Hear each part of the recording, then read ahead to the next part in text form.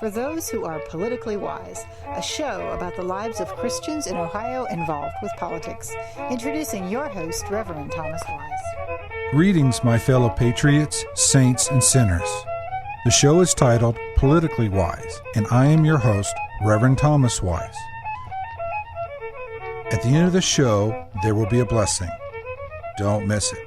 But first, a word from our sponsor. Do you pray for a politician? Do you think a politician can be a Christian? Do you think politicians should stand up for Christian principles? Do you think politicians should pray together? Do you want to see more Christians in politics? If you said yes to any of these questions, then you may be politically wise. Subscribe to Politically Wise on Facebook or on YouTube. Thank you. The opinions and statements on this show belong to those who give them. The rest of the show belongs to Thomas Wise Words, all rights reserved. Thank you for listening today. If you want to email me, you may do so at politically.wise@gmail.com. Please like us on our Facebook page, Politically Wise. Hello, my listeners. This is Reverend Thomas Wise, and the show is called Politically Wise. I have a very distinguished guest for us. My friend, would you please introduce yourself to my listeners? My name is James Phipps. I am a senior professor of communication at the Cedarville University. I was a four-term mayor of the village, and 4 terms before that I spent on the council system. And so I've been involved with political activities in this area for quite some time. Serve right now on the Miami Valley Community Action Partnership on their executive board, and also chair the advisory board for Greene County in that area too. So I suppose that's basically what people need to know about me. I'm starting my 48th year in the classroom sometime next week if all the students come back, and they're sure filtering in right now. We're looking forward to seeing them back in place and having some time where we work together on trying to gain that information and knowledge that they need to have for their futures. How many students do you touch in a day's time? It varies quite a bit according to the semester. Classes often run between 25 and 35. When I run an honors seminar, some of those we might be talking 6 or 8. So it varies depending on the kind of class and on its purpose. All right, but still, I was touching a lot of lives and making a difference in a lot of people's young people's lives. Well, we certainly hope so. Yes, it's a great work. What kind of things do you said your honors class? What kind of things do you teach there at Cedarville? Well, I have a majors course and seminar course called The History of Public Address.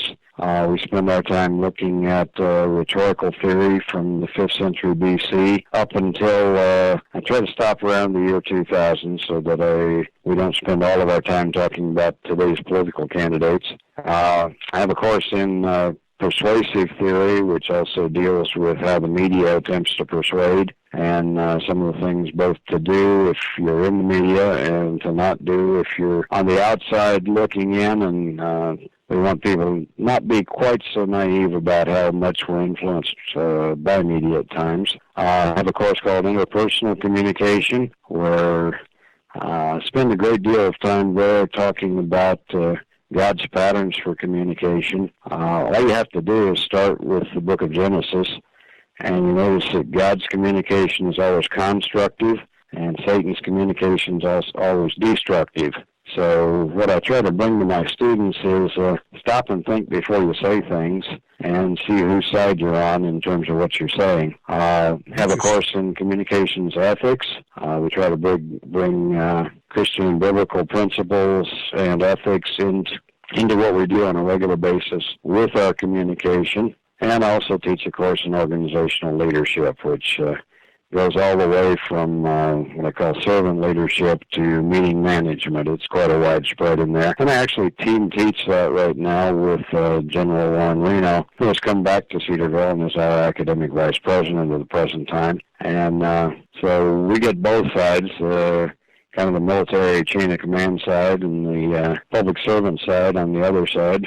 And we try to benefit our students with that. The interesting thing you just said, when you said that God speaks one way and Satan seems to speak another way, do you have more examples off the top of your head how that might be? Yeah, if you want to start clear at the back at the beginning, of course, we take a literal view of creation. I do, and we do here. And you notice that all of creation was spoken into being. And the first place it gets disrupted is in chapter 3 of Genesis, when Satan comes along and says, "What hath God said?" and tries to cast doubt, at which point in time the acceptance of his message is very destructive.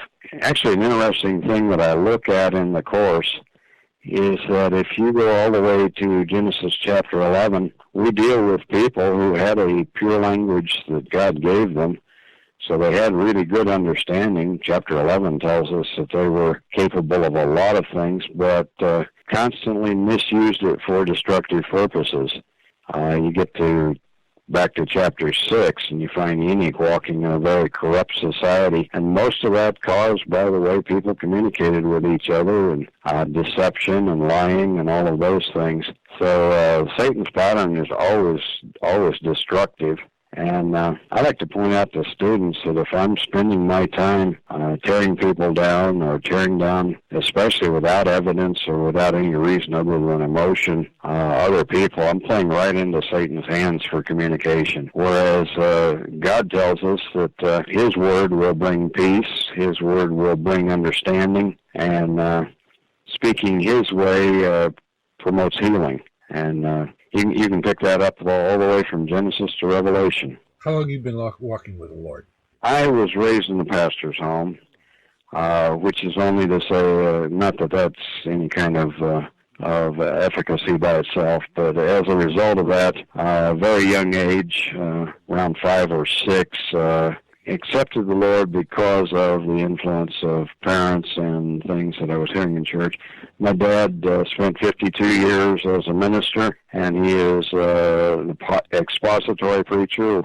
He did a lot with the Greek and the Hebrew and others. He had a wide knowledge in the area, and thus I had the privilege of growing up under a lot of very good teaching. I'll be pushing over the 70 mark in January, so I'd have to say about 65 years. Bless the Lord. And so you've done a lot in your life, including actually your held office and worked in the community. Tell us about your political experience. Well, my feeling is that we have a responsibility to be active in our communities as believers for the good.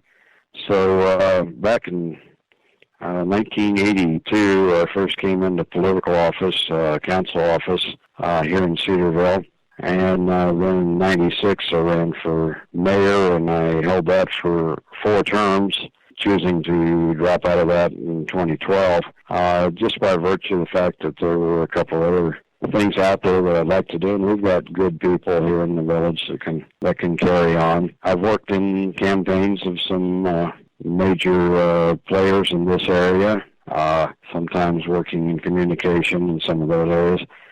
Some of your folks might remember Congressman Clarence Brown, who spent, I think he had 17 or 18 years as congressman for this area, and I really enjoyed working for him because his philosophy was to work with the people and do what people needed, get it done. He was not a political animal in the sense of always towing specific party lines. One of my philosophies for local government is that, and I really kind of believe, but it'll never happen, I'd like to see everything below the state level, below the state Senate and representatives, be nonpartisan offices where people would not declare a party affiliation in order to run, and then would act like that when they're in office.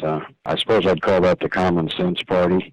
Let's find a way of doing the right thing for people, without having to spend the time saying, what does the party say about it? That's probably not going to happen in our lifetimes. And so I tried while I was in office to spend my time working that way. What is for the benefit of the community. I hold a very conservative fiscal and probably politically social position. At the same time, I think God's Word tells us that we're to be helping the poor and the needy, the disadvantaged, and all of those things as much as we possibly can. So I cover a wide spectrum of political philosophies that way. Someone's listening to this interview and they sound like, I could never, ever run for office. What encouragement would you give to them? Well, I would encourage them to examine their own abilities and skills in the first place. In today's political environment, no matter who you are, you have to be able to separate issues from personalities. Many people cannot do that. And if you cannot do that, you do not want to be in political office. And by that I mean if an issue comes up and it's being championed by somebody that kind of grates you the wrong way, but it's the right thing to do, you need to examine yourself to see if you're able to do that. Make the right decision based on the decision and not upon people. And then you've got to be able to go home at night separating issues from people.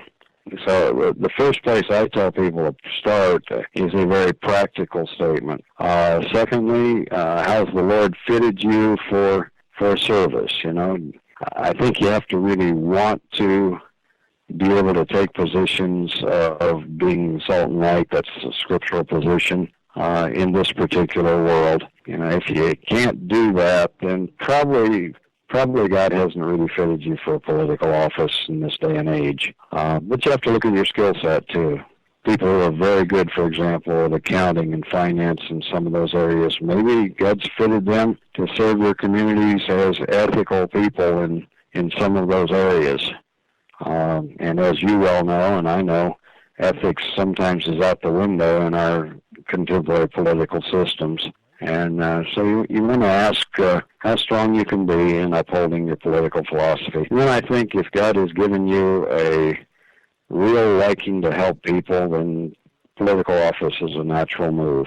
Unfortunately, today it often takes backing and takes money. I had the fortune of being in a small town where I think in all the years I ran, I think my biggest campaign expense was signing up at the first of the year at the Board of Elections, which was about $25. But if you go above that level, you've got to know that you've got some support out there too.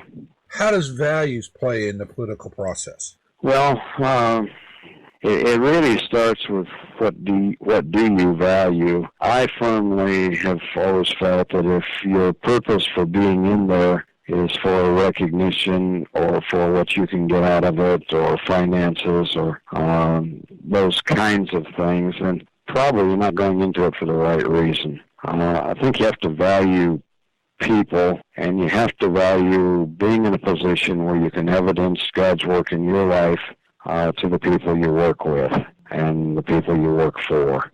Ethics requires being a good example, and there is nothing more devastating than when somebody who preaches ethics winds up on the front page of the Dayton Daily News, having taken money or having an illicit affair or having gained advantage by some less than proper means, any of those things. Nothing's worse for the cause of Christ than people who preach it and don't live it. So I think you have to start with being really sincere about living your ethical principles. Before you even start filing. Even before you start filing. And probably, the Bible says there's wisdom in counselors. I think before taking any kind of a run, you need to be listening to people around you. One of the advantages that I had the full time was I had the support of my family, my wife. Political office takes time. You got evening meetings, you got weekend meetings, you've got sometimes travel that has to be in order to accomplish things for your unit or your entity. And so you need to listen to the counselors around you. See what they say. I gained a lot of encouragement from people here who said, well, you know, you teach leadership, you teach meeting management, you teach those things. Maybe you could benefit the people here. And the result of that was that I really hope I left the place, the office, better than I found the office. But a lot of it has to do with asking the people, do you have the principles, do you have the reputation, etc., to actually make the run for the office? And then you want to ask them to hold you accountable, too. I had several people while I was in office, my family included, that knew full well that if we made a really dumb decision, they could say that was a dumb decision, and then we'd work on it. So you want to gather around you people who are both supportive, honest, and ethical themselves. One of the things you do at Cedarville is talk about persuasive theory. Mm-hmm. Let's go into that a little bit. Well, persuasive theory, actually, I use a book called Persuasion in the Media Age, and I've been using that now for several years. It's pretty well written. We don't always, as individuals, realize how much we're being persuaded by the messages around us. So I use that course to talk about properly using those persuasive methods in an ethical manner, but also to be aware of what's unethical in those. Actually, one of the interesting parts is we spend about the last 2.5, 3 weeks talking about false persuasion claims. And there are lots of those out there. Buy this product because everybody else is buying it. Or what we often don't see is how we're influenced by things like color and location and whatever. One of the things I like to point out is just to go down the soap aisle in the grocery store and ask yourself what colors actually cause you to reach out and pick up the products. And pretty soon you start thinking, well, good laundry soap is almost always orange. Good hand soap, on the other hand, is almost always white. Things like that. Plus, we look at media persuasion. Sometimes it's just the sheer repetition of messages. One of the things some of your audience might not understand is when you hear a commercial happen 2 or 3 times in a row, that wasn't a mistake. That was set up that way because the first time they got your attention, the second time you're listening to it. And if they can get it to run the 3rd time in a row, maybe you've actually picked up on what you need to do about it. So we spend a good amount of time about how we're influenced by today's persuasion. In political realms, one of the humorous things that's happening right now is a guy running for Parliament in Canada. You may have seen that on television. He's got a really off-the-wall persuasive message where he uses laser eyes to shoot down robots and all of this. That's not by mistake. He's taking advantage of today's technology among this generation, which spends a lot of time with techno games and things like that. And he's saying to them, I know where you are, elect me because of that.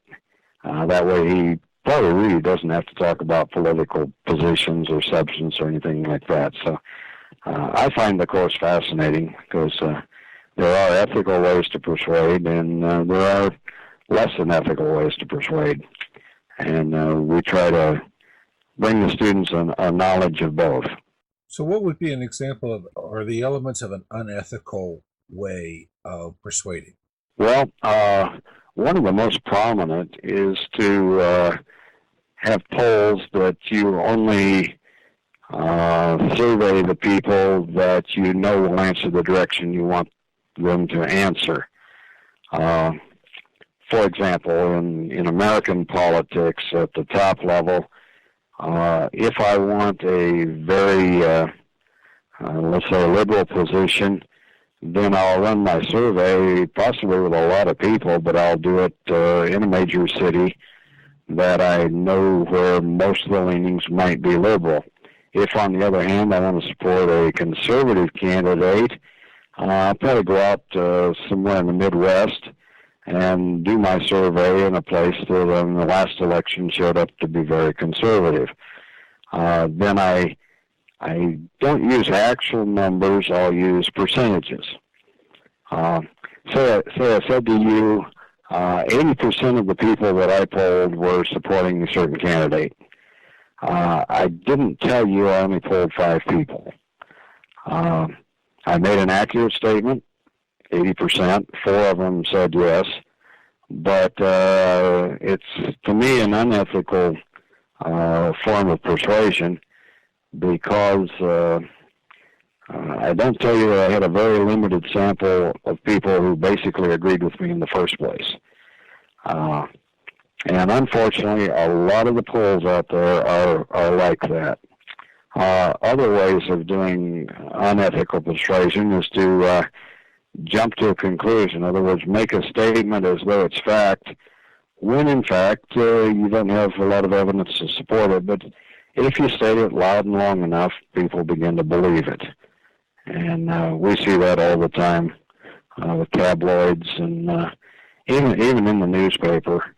A lot of the political columnists will make a statement that this is the way it is, and if you examine it, it really isn't the way that it is. But Hitler used to call it, actually it was a fellow named Spieth that put it in place called the big lie, and that is if you tell a lie loud enough and long enough, you might even start to believe it yourself.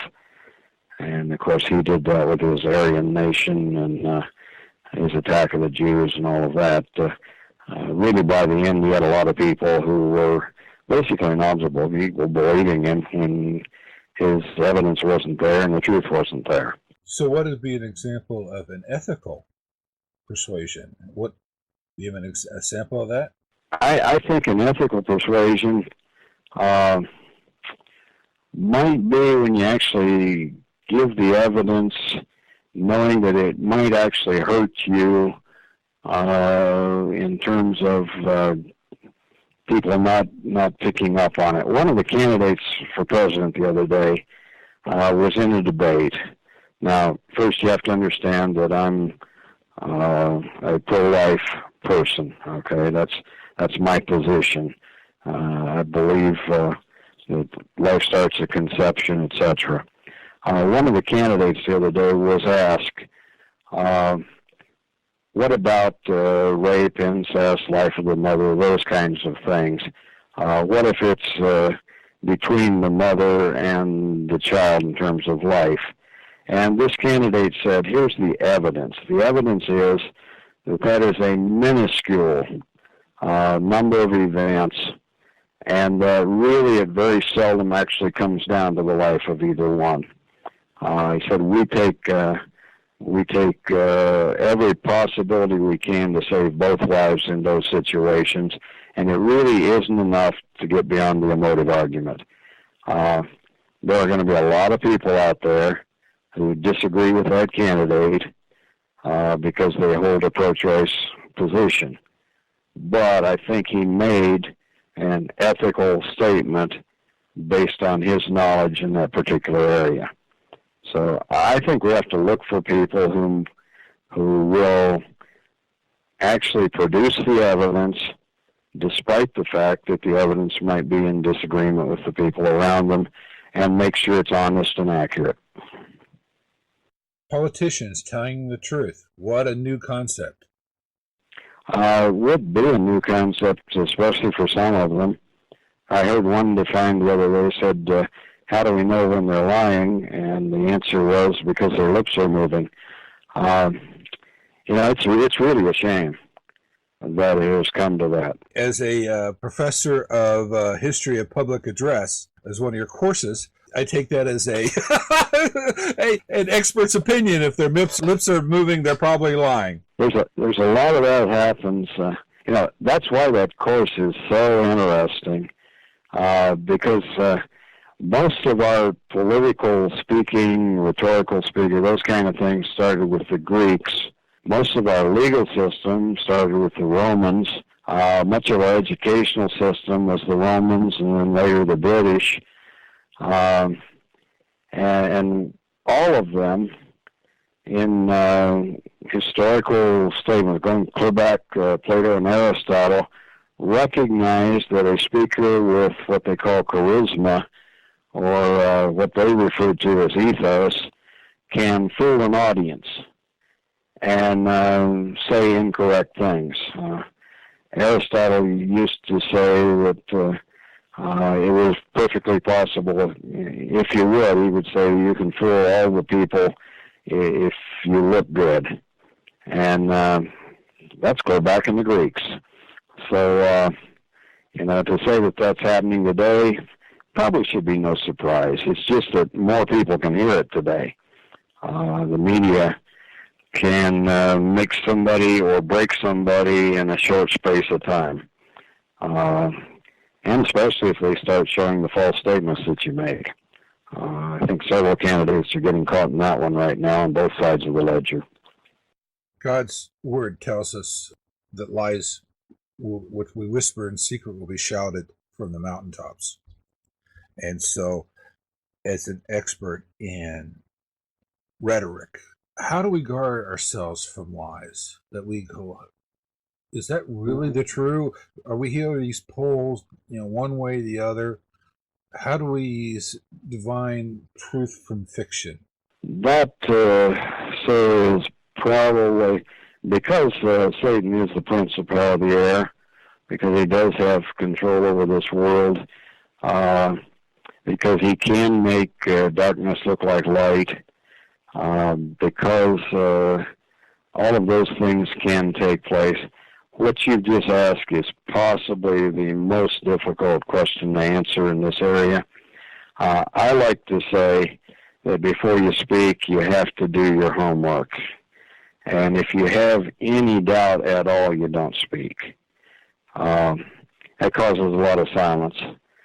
But I think we have an ethical responsibility to search out as much evidence as we possibly can before we take a position. And then if we find during the time that we've taken a position that the evidence doesn't support all or some of the claims, I think at that point we have a responsibility to state that the evidence doesn't support all or some of the claims, even though it might hurt us politically. I found simply in office as mayor, once in a while I had to say, everything looked like this is what we ought to do. This is the action we ought to take.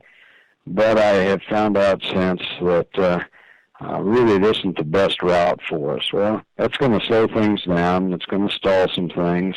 And some people will want to think you did it intentionally. But I think we have a responsibility to first get all the evidence first and then not speak until we have it.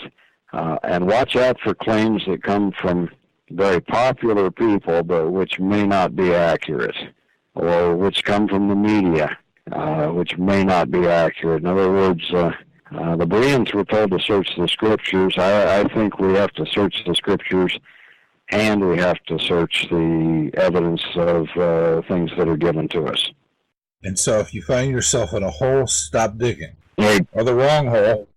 Exactly. And if you can crawl up out of the hole and put the right dirt back in it, keep doing that too. It may cause you to actually change a position. One of the things I found in politics that still impresses me is we have to really define between moral and non-moral issues. And if it's a moral issue, we've got to be very, very, very accurate and scriptural in the way we respond. Non-moral issues like should we buy in the village, should we buy a John Deere forklift or should we buy a Husqvarna? Those kind of things are pretty neutral, and you can just do what's best. And you don't have to work back and apologize for those decisions. But if you make a decision that affects truth and accuracy and those things, then those are the ones you've really got to be careful of and correct if you make an error. Then I don't think it hurts a politician to say, I'm sorry, I was wrong once in a while. Just don't set out to be wrong in the first place. So tell us a little more of your other activities. You're no longer a mayor and no longer on the council. You have work with a community group?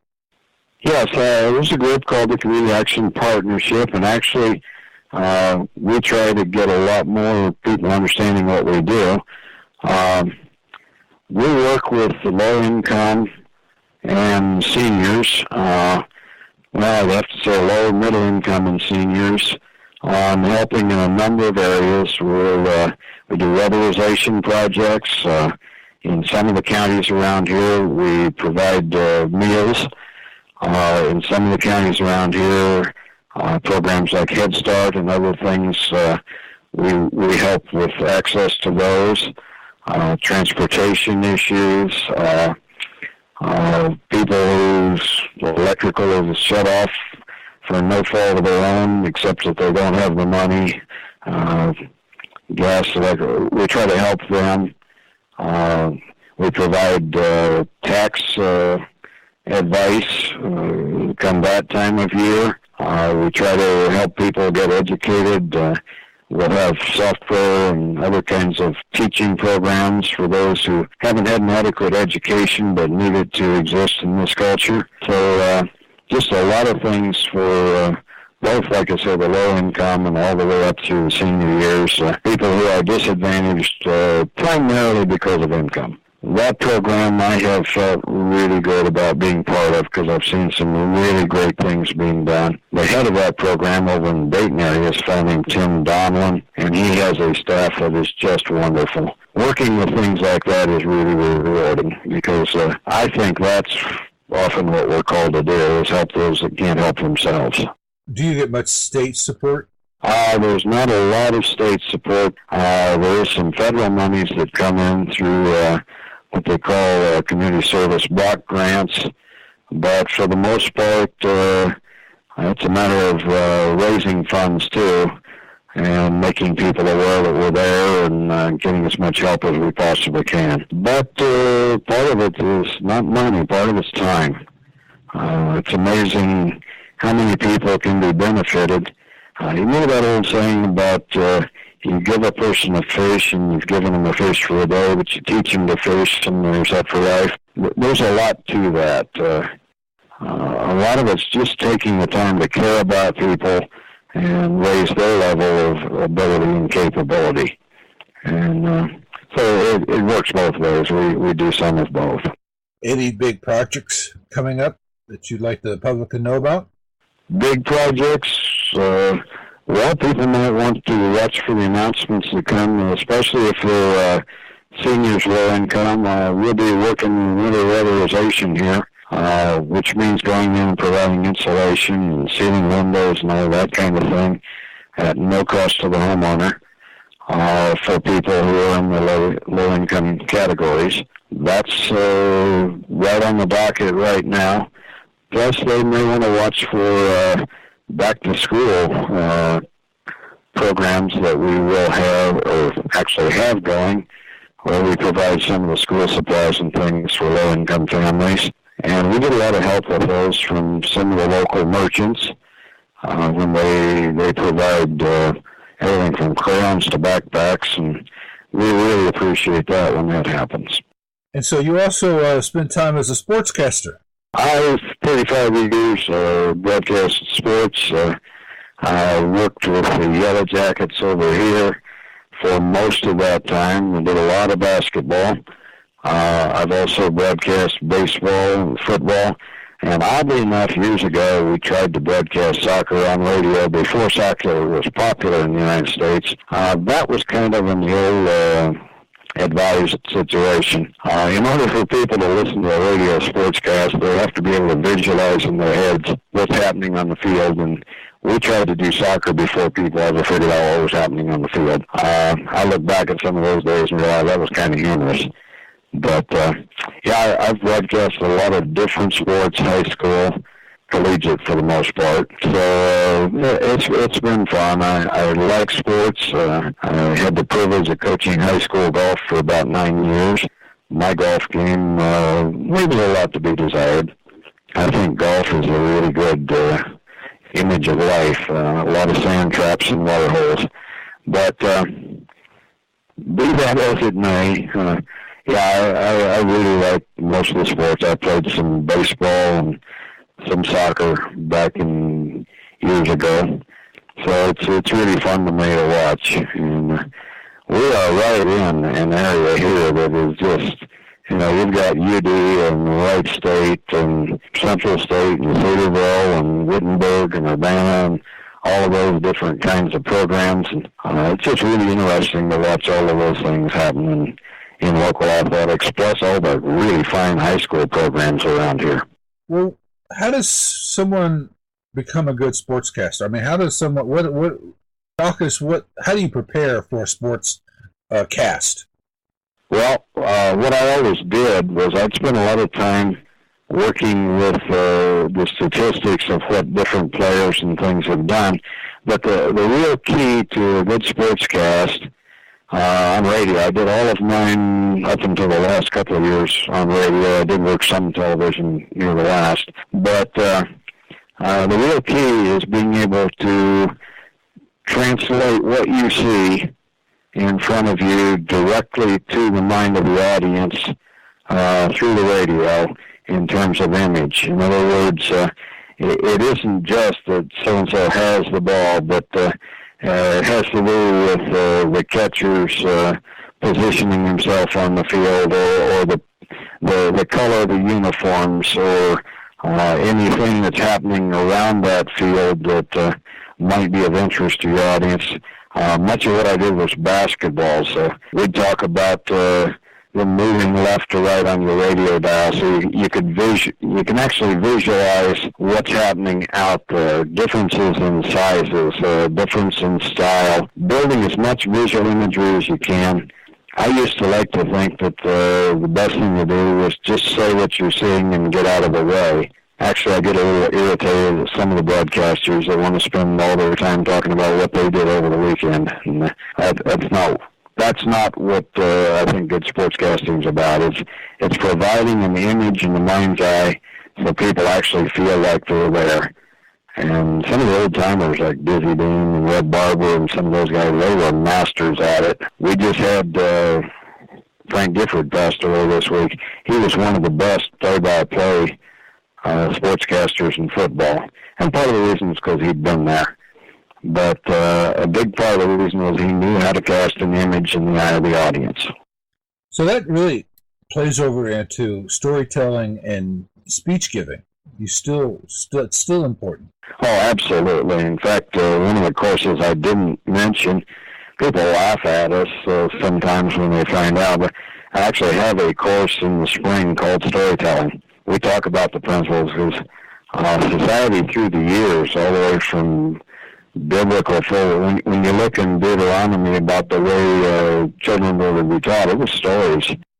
If you go through Greek society and you look at Homer and the itinerant orators that would move around telling stories, just building pictures in the mind. Actually, that's what old radio was about.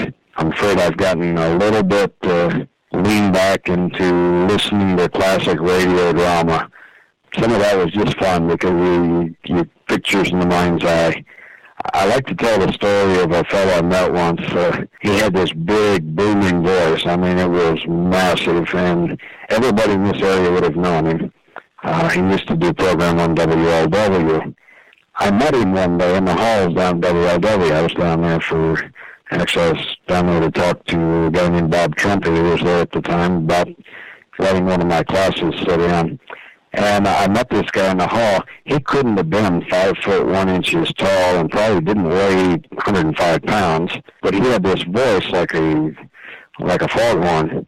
And the point I make of all that was the image in the mind's eye was totally different than the reality. We all had bigger heroes and prettier heroines and all of those things when we were listening on radio, because that's storytelling. If you pay real good attention, probably you might recognize that the Lord himself spent a lot of time telling stories. The kingdom of heaven is like unto a landowner that went off into a far country, and can't miss that story as part of what God's given us to convey messages. What are the elements of a good story? Well, a good story, first of all, has image. People actually see in their minds what's happening. Secondly, it has plot. It has to have some place to go. We talk about rising action and falling action and getting into all of those details, but most of it has a good plot. And I think a good story has some memorable characteristics that cause people to think about it after it's happened. And maybe even it's memorable enough that they start telling it themselves. I think that's part of the key. I also point out to my classes, I think as a storyteller, you got to have fun doing it. It's got to be something you like. And there are lots of natural storytellers around. Some people, whatever political spectrum you're on, some people remember that Ronald Reagan was a master storyteller. He could just he could set up images and cause people just to listen to what he had to say, and they often remembered it because of that. It was part of the success that he had. Really, really good. And if you look at most of our media characters, they all had some storyline involved with them, which is why we watch certain programs and don't watch others, because of the storylines. So I think they're memorable in a lot of ways. Trying to tell a whole story in, 20 minutes of airtime? Yeah. Usually people don't realize that in an hour's TV show, you're only getting about 42 minutes, I think, now, of actual content. So it's got to be boiled down. All the rest of that is commercials. But it's got to be boiled down into being concise and getting the message through and building the characters and then doing whatever your plot's got to do and then getting to what they, if you want to get really academic about it, you got to get to the denouement, which means the conclusion. The outcome. But we're often limited. I hold my storytellers in the spring to 10 to 12 minutes for the most part. They have to find stories and get the entire story down into those kinds without rushing so much that it seems rushed. So, in today's landscape, somebody could spin a good story. Right. But persuade you, how do you, but in the back of your head, you got that little voice that goes, this is not right. Well, how do you guard your hearts in those kind of situations?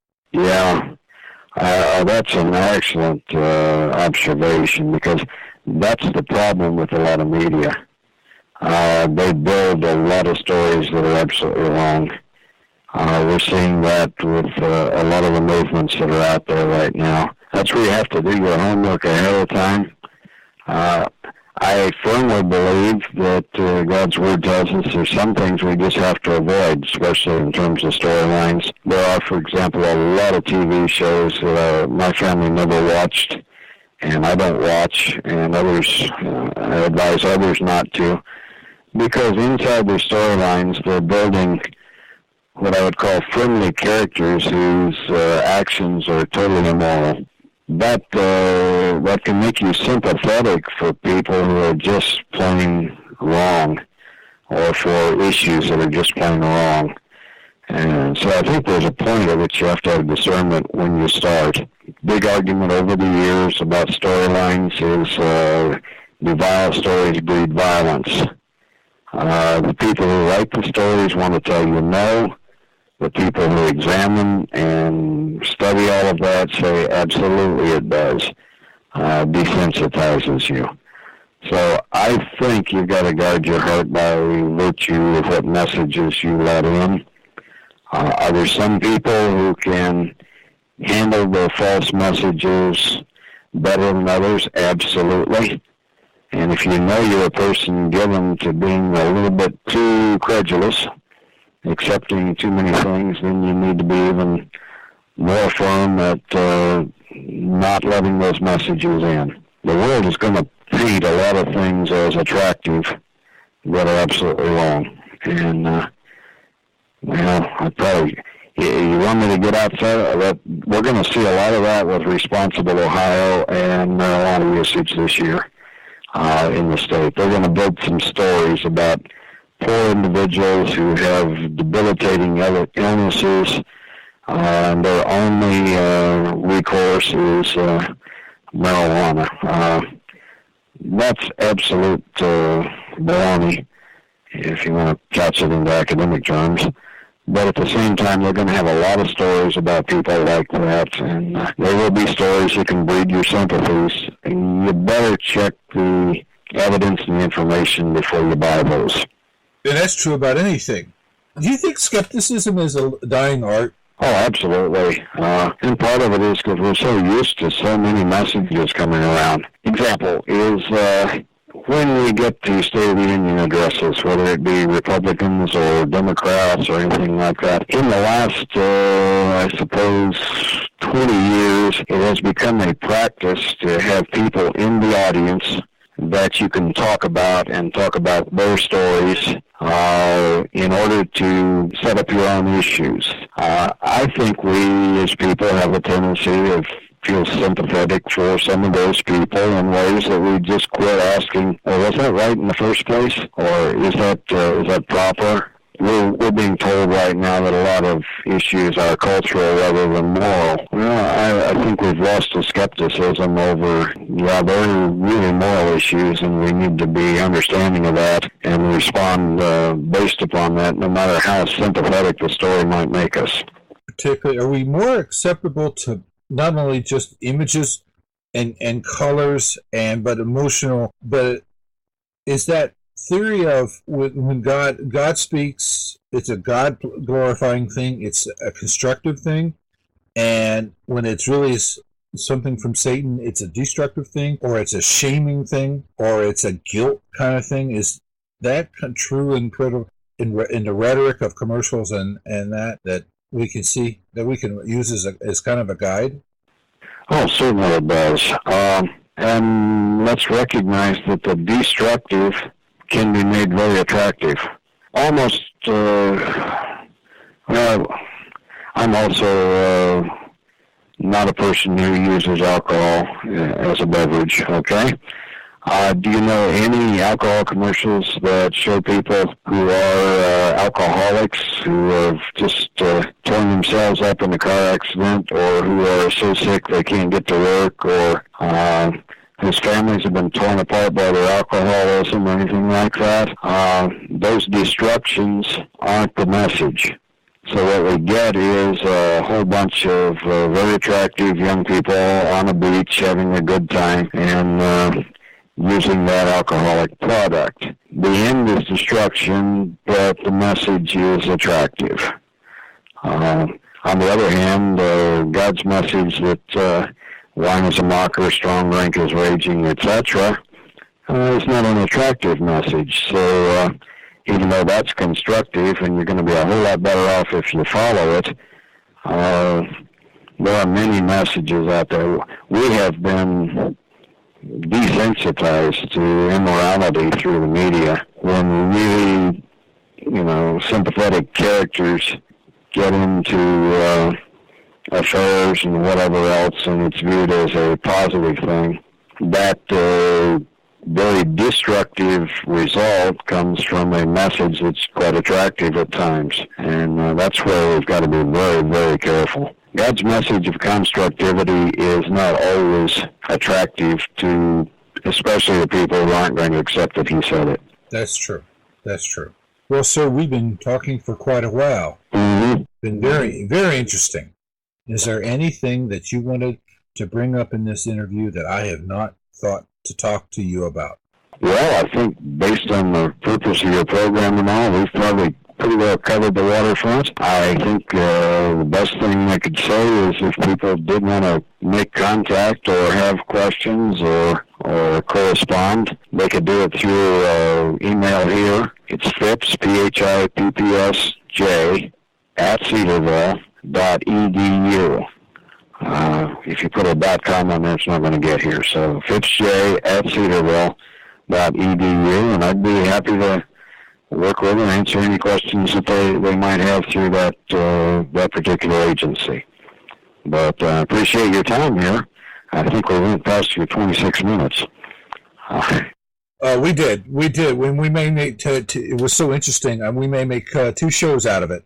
But it is because people need to understand these ideas that when you look at an image and you look at things, that what is the message, and more importantly, who is behind the message? Is it God or is it Satan? Exactly. And once you realize that, you should act accordingly. Guard your hearts and guard your eyes. An awful lot of improper, immoral messages are going to come looking like angels of light, because that's where Satan is. So, we've got to be very, very careful that we recognize who the prince of the power of the air is. And I suppose it's not by accident that most broadcasting is called the airwaves. So we've got to really guard ourselves in terms of message input and acceptance. And, when you look at as I say, a very sympathetic character in a TV show or whatever, and they're doing immoral things, we need to be able to say, that was wrong. And we need to tell our kids that, because this generation is losing that pretty rapidly as a result of all these messages just bombarding them. And I see it as freshmen come into the university. We often have to get back to concepts of right and wrong before we can get too far with anything else. All right, sir. Well, thank you again for this time. Thank you, and if in the future you want to run by some of these things again, I'd be more than happy to. All right, sir. This is Reverend Thomas Wise, and the show is called Politically Wise. The show is titled Politically Wise, and I am your host, Reverend Thomas Wise. Thank you for listening today. If you want to email me, you may do so at politically.wise@gmail.com. Please like us on our Facebook page, Politically Wise. Now, here's your blessing. Blessings based on Psalms, chapter 27, verses 7 through 9. May the Lord hear your voice. May the Lord be merciful and answer you. May you find God's face when you seek Him. May God not hide His face from you. May God not turn away in anger. May God be your helper. May God not reject you or forsake you. May God be your Savior. May the Lord hear your voice when you call to Him.